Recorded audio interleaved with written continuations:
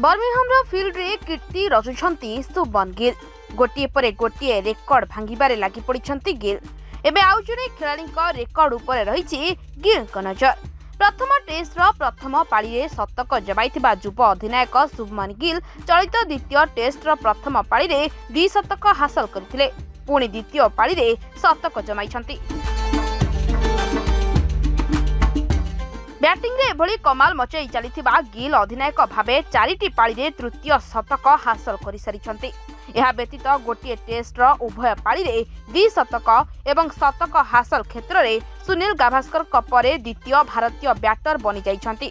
केवल सेतिकी नुहे, England गस्तरे 2टी test ए पर्यंत गिल 585 रन कर सारिलेनी। एही क्रम में कौनसी श्रृंखला रे सर्वाधिक रन करिबारे गिल तृतीय भारतीय होई जाइछंती।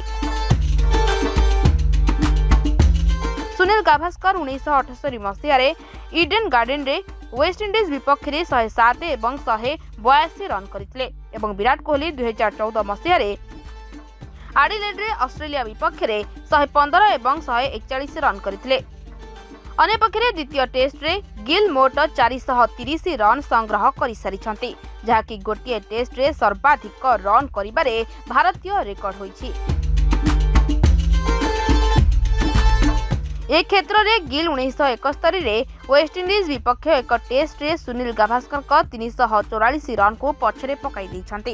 एते सबु रेकर्ड रो अधिकारी होई सारिथिबा गिल एबे किंवदंती डॉन ब्राडमैन को गोटिए श्रृंखला रे सर्वाधिक सर्वकालीन रेकर्ड स्कोर 974 को भांगी देबार संभावना सृष्टि करिसंती। तबे चलित इंग्लैंड विपक्ष श्रृंखला रे आहुरी 3 टेस्ट बाकी थिबा बेले ब्राडमैन को रेकर्ड प्रति विपद रहिछि। गिल को द्वितीय पारी 1.5 शतक सांग को केएल राहुल, ऋषभ पंत और रविंद्र जाडेजा अर्धशतकीय पारी सहायतारे भारत बर्मिंघम टेस्ट द्वितीय पारी को 427 रन 6 विकेट रे घोषणा कर सहित मोट 407 रन अग्रणी पाइथिबा भारत घर इंग्लैंड सम्मुख में 608 रन असंभव विजय लक्ष्य छाड़ी। यार भितर 608 रन को पिछा करी इंग्लैंड ए जाए 72 रन करिछि। सेथिरु पुणी 3 खेलाड़ी आउट होई पाविलियन फेरी जाइछंती। मोहम्मद सिराज गोटिए और आकाशदीप 2टी विकेट नहीं एक प्रकार इंग्लैंड रो जीत रो आशा को मौलाई दे सारिछंती। ब्यूरो रिपोर्ट, सरकार न्यूज।